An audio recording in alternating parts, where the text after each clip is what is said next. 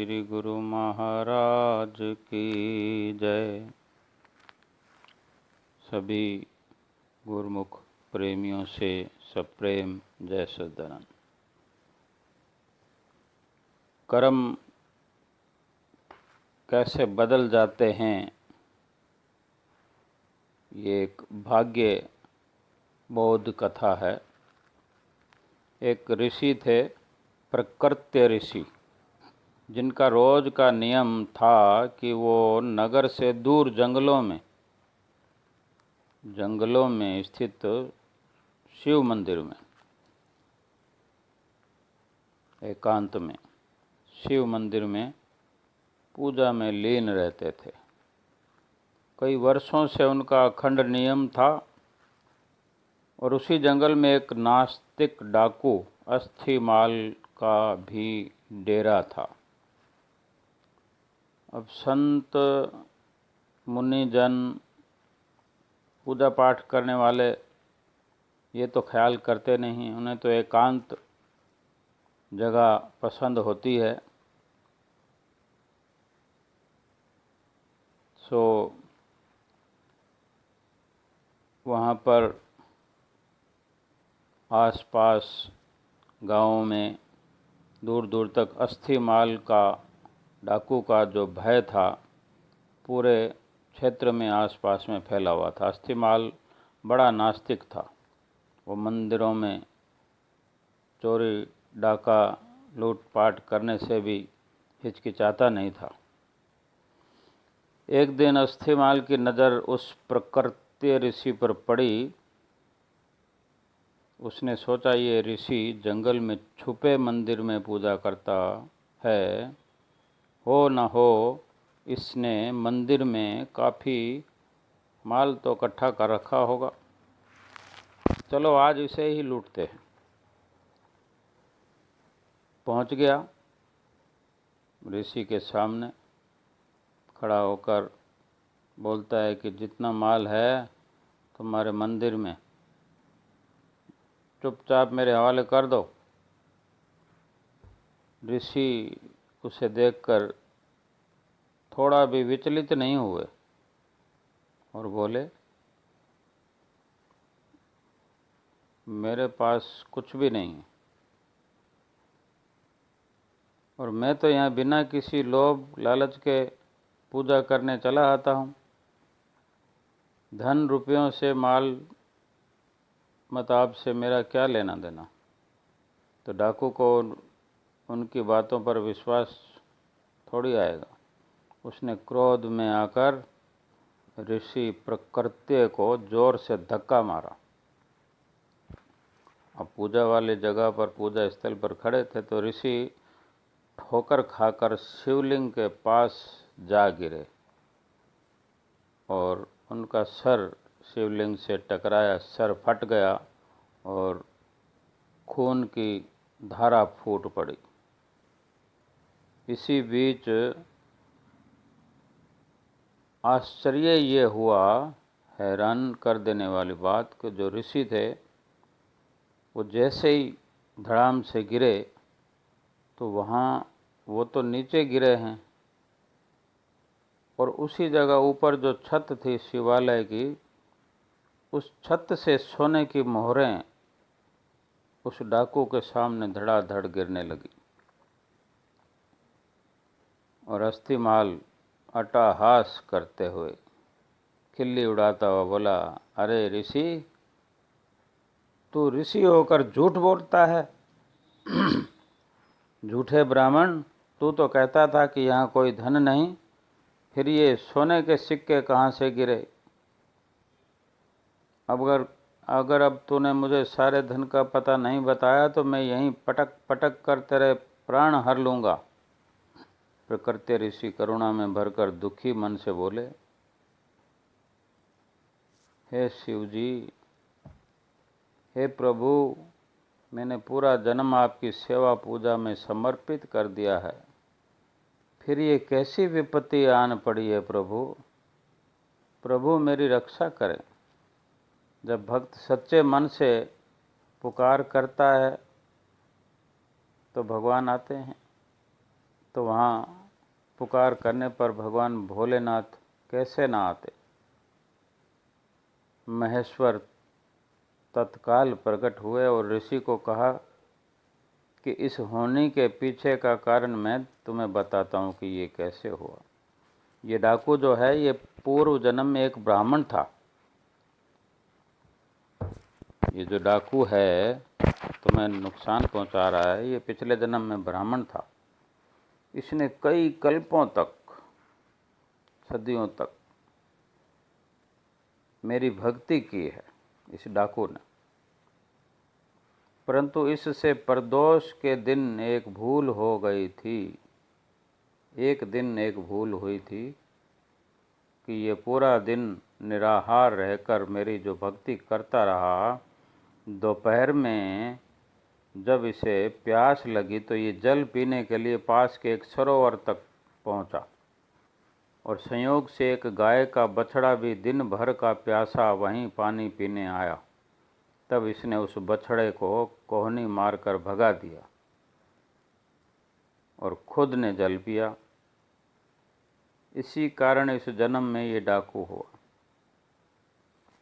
उस इतने से जुल्म से पाप कर्म देखो, कभी कभी छोटे से पाप कर्म के लिए कितने गंभीर परिणाम भुगतने पड़ते हैं, जन्मों का नुकसान हो जाता है। कैसा जन्म मिलता है। भक्ति करने वाले को डाकू का जन्म मिला, क्योंकि उस वक़्त जुल्म ऐसा था कि उस पर, बछड़े पर क्रोध करना, जानवर पर मन में ये ख्याल करना कि जहाँ मैं पानी पीऊँ वहाँ पर ये जानवर कैसे पानी पी सकता है। ये अहम है। तपस्या तो की लेकिन मन में अहम भरा हुआ था। और भगवान शिव कह रहे हैं उस ऋषि से कि ये तो हुई डाकू की बात कि ये पहले जन्म में ब्राह्मण था, और ऋषि से संबोधन करते हैं। ऋषि को बोलते हैं कि तुम पूर्व जन्म में मछुआरे थे, सरोवर से मछलियां पकड़कर उन्हें बेचकर अपना जीवन गुजारा करते थे। जब तुमने उस छोटे बछड़े को निर्जल परेशान देखा तो अपने पात्र में उसके लिए थोड़ा जल भरकर आए। उस पुण्य के कारण तुम्हें ये कुल प्राप्त हुआ, ब्राह्मण कुल, तुम ऋषि बने। तुमने एक वो पुण्य कर्म किया, बाकी तो तुम मछलियां पकड़ पकड़ के बेचते थे। कितनी जीव हत्याओं का पाप लगता था। और एक पुण्य कर्म, उससे एक पाप कर्म हो गया, तुमसे एक पुण्य कर्म हो गया। उन्हीं पिछले जन्मों के पुण्यों के कारण आज राज तिलक होने वाला था।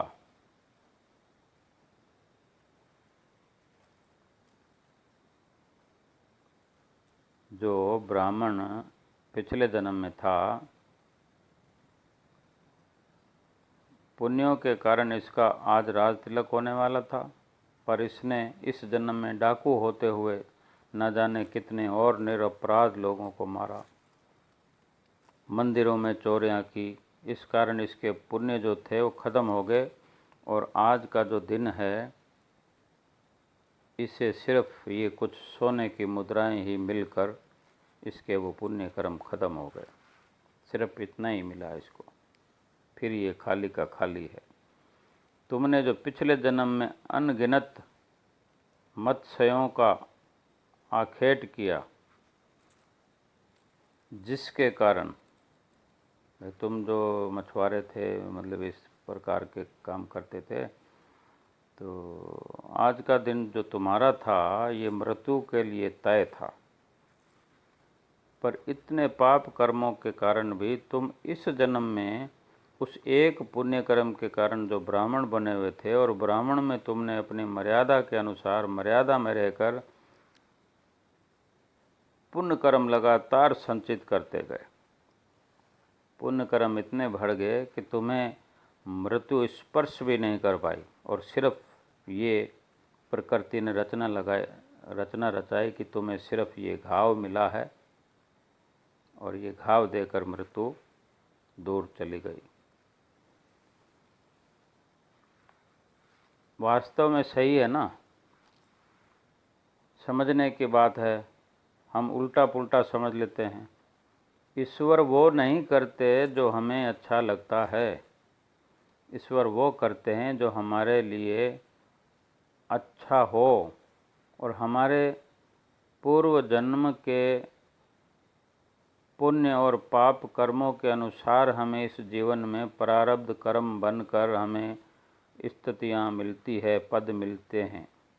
लेकिन उस पद पर आकर हम अच्छा या बुरा जैसा भी करते हैं, वो पिछले और यहाँ किए हुए कर्म दोनों मिलकर एक पूंजी बन जाती है। अगर हम अच्छे कर्म यहाँ करते हैं तो हमारे पिछले पाप कर्म नष्ट हो जाते हैं, ख़त्म हो जाते हैं, कम हो जाते हैं, हल्के हो जाते हैं। आपको कभी कोई कष्ट प्राप्त हो रहा हो तो हमें समझना चाहिए कि इस तरह ईश्वर ने हमारे कोई बड़े कष्ट हर लिए हैं, ये छोटा सा ही आया। हम भगवान की भक्ति में लगे रहें तो ये निश्चित है कि कोई ना कोई भगवान ने हमारी विपदा हारी है और थोड़ा सा कष्ट हमें दिया है जो ज़रूरी है। हमारी जो नज़र है वो सीमित है, एक दायरा हमने बनाया है कि ऐसा ही है, इतना ही है, ये तो हो नहीं सकता, ये हो सकता है, भगवान चाहें तो हमें दे सकते हैं। हमने ऐसे सीमित कुछ रेखाएं बना ली, परंतु ईश्वर तो लोक परलोक जन्म जन्मांतरों तक सब देखते हैं, सबका हिसाब रखते हैं। हमारा वर्तमान जो अभी चल रहा है, हम श्वास ले रहे हैं या हम ये सत्संग सुन रहे हैं, पढ़ रहे हैं, और इसमें भी सत्संग सुनते हुए भी हमारी चित्तवृत्तियाँ कहाँ कहाँ फैल रही हैं, कहाँ कहाँ हम विचरण कर रहे हैं, हमारा मन कहाँ कहाँ घूम रहा है। तो भगवान की नज़र सब पर भगवान की नज़र रहती है। हमारा इस पल का ध्यान रखते हैं, पीछे जो छूट गया भूत काल उस पर भी भगवान की नज़र होती है, भविष्य में भी भगवान की नज़र आ जाती है। भविष्य भूत वर्तमान सबको जोड़कर भगवान हमें वही देते हैं जो हमारे लिए उचित है।